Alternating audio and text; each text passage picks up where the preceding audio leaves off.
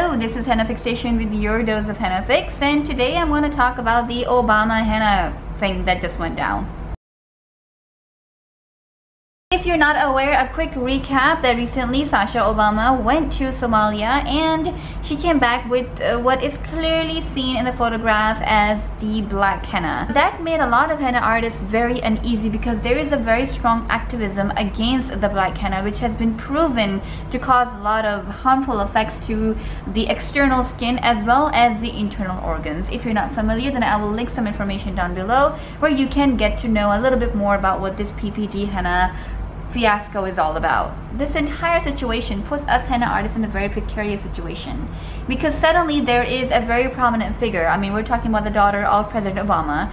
She's coming forward with having this paste on her skin which is known to be harmful, and as with anything that is with celebrities, it really does trickle down to the masses and people get to know more about it and be exposed to about it. And if it is something that is really negative, then it impacts a lot of people, and in this case it is going to impact a lot of the henna artists who are going out there and putting their word out and really getting a lot of flack for it.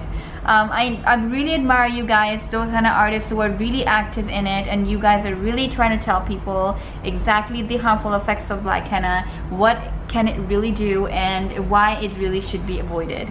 The science is very clear, the emotions are not, because some people have been using this for years and they just don't know exactly what is inside of it and how far away from it is it from the actual henna plant. So I have to say, man, you guys are doing a great job in trying to put yourselves out there and opening yourself up from all the negativity that you get sometimes when you're doing anything with social media, especially if it is touching on many people's lifetime practices. Before I say what I feel about this entire situation, let's make this very, very clear. Any type of a henna cone that is pre-made and pre-manufactured or has any unwanted chemicals into it is not a safe thing to do. I have been very vocal about it in my personal life, in my business life. I have been very vocal against the use of any pre-made cones because, like I mentioned before, science does the talking, and there is just a lot of unwanted, scary ingredients in it which has been known to cause a lot of issues to the people who are using it, and that is especially true for the black henna being laced with PPD. It is not something that you want to expose yourself to, definitely not repeatedly. Now that is clear as day, then the question comes that how should we as henna artists and those who are proponent of the henna art itself, the natural henna art itself, deal with this situation? Starting off as a henna artist, as I mentioned in a previous video, which I'm going to link down below also, I did start off using those chemical cones. I mean, they really are accessible. You can buy them easily anywhere and you just do them on yourself and it's great. It stains wonderful, and you just don't know about the effects of it until you really get to learn what is it that you're putting on your skin. So when as henna artists or henna activists that we are really putting ourselves out there, we are getting into the hearts and minds of the people who have not been aware of the harmful effects or harmful ingredients that are in the henna cones they've been using.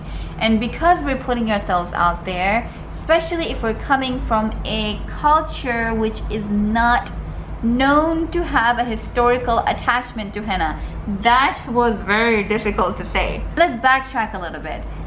Somalia and all those regions have been known to use black henna for a very long time now because it stains really well and it stains pretty quickly, and it is very extremely prominent on darker skin. So a lot of people tend to prefer to use of black henna in that community, whether it is over there in the specific region or it is in our Western Hemisphere. A lot of people are still using that cone because of those reasons. And I think as henna artists, we have to be sensitive to that. When somebody is really attached to that culture, when somebody is really attached to that, you know, something that they've been growing up with, I think that it needs to be approached with a little bit of sensitivity and a little bit of a soft tone. I think when we start attacking something that people have been using for quite some time, we lose credibility. I believe that we need to approach this in a very scientific way, that there is just no argument when it comes to science. It has been proven. There's a lot of information, and if somebody is unwilling to listen to you or trust you, then well, what they need to do is maybe hire somebody at an independent lab and get their cones be tested and learn this for themselves. And I know that many of the henna artists have done the hard work themselves. They have contacted the independent labs and they get those henna cones and henna powders tested to make sure that there's no unwanted stuff in there which is going to be harmful to everybody else. Then what happens is, after a while, the conversation switches from being a scientific conversation to being a very emotional, heated conversation, because at the end of the day, we are telling a lot of people that what they're doing is very harmful. What they've been putting on their family members, on their children, on their cousins and parents is actually very harmful. A lot of people are not prepared to hear that. I'm not saying that whether they should or they should not. I'm coming from the perspective that they're just not prepared to hear it. And I think we need to approach that in a very gentle manner, because as soon as we start bashing something they've been doing, we're definitely distancing themselves. I think we need to let the science do the talking and really approach that entire situation, because we honestly care about it, and it needs to be soft spoken. It cannot come from a hard voice. Who wants to hear somebody yelling at them? But somebody would hear someone who is actually approaching them because they love and care about them, and they really want them to be informed about the product that they're using.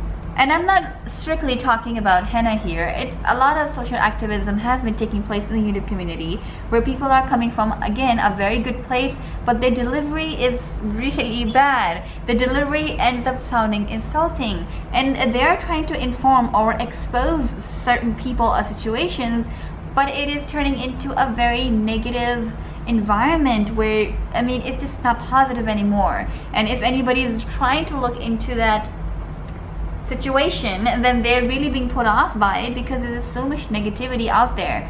I do not want henna, something that I love and admire, to be surrounded with such a negativity. I would love for our henna artists to put themselves out there in a very respectful and loving manner. I know that some of us we are very passionate about what we do, and we get out there and we tell people what we think it is, and we start not a dialogue but a debate with some who are just not willing to back down from their point of view. I think at a certain point we need to know when it is best to be quiet. I'm not saying that we don't have the responsibility of sharing what we know about the dangers of something that can cause severe harm to individuals.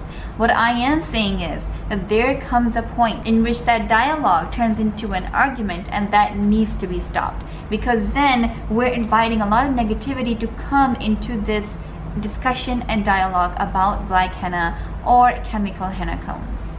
So yes, we do need to get out there and tell everybody else about the dangers of black henna, the dangers of chemical henna, because those dangers are real. Those dangers are proven. Those dangers are shown, and they have been evident in the news even for quite a long time. Those dangers can cause somebody else's life. So yes, we have a responsibility as henna artists to go out there and share information with people, but we also have the responsibility of leading the conversation in a very positive direction. We have the responsibility because we know enough, and because we have the platform, and because we meet people enough to take this conversation into a direction where people are actually being informed rather than being ridiculed. We need to know that our words can actually end up causing a lot of hurt and harm to an individual, and because of a strong commitment against this use of adulteration that has been happening to this ancient body art, we can sometimes come from a very good place and turn it into a very nasty argument with somebody. And once that somebody has been exposed to this information in such a negative way, they are not going to want to listen to anybody who is talking about this again. So we need to make sure that we are putting this information out in a very loving and caring manner. We are open to discussions. We're open to any kind of debates. But what we're not open to is arguments. And once that conversation with that one person on the social media or anywhere else is starting to look like it's going to turn into an argument, we need to know when it is time to stop. We need to say, okay, this conversation with you is over, but this conversation with the general public is going to keep on happening.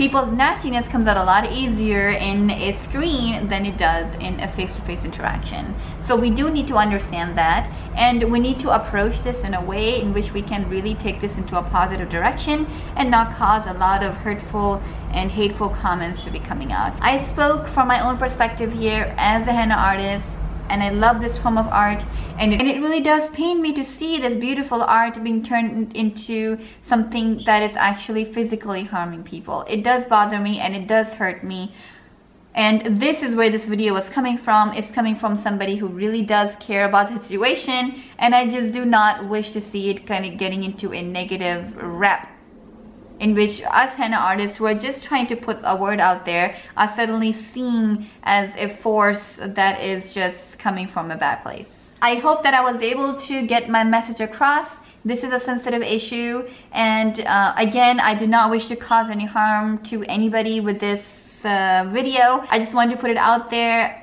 from my perspective, how I think is best to handle the situation. The situation is gonna keep on happening. I just want us to be on the right side of it. So let's continue this conversation below. What are some of the things, some of the challenges that you have faced in trying to tell others about the use of natural henna and the use of unnatural henna? I am sure there's a bunch of stories out there. I'm going to have a lot of resources linked down below in this video in which you can learn about the natural henna and how it has been adulterated and what are really the serious factors when it comes to those adulteration and how it has affected a lot of people in our recent modern age.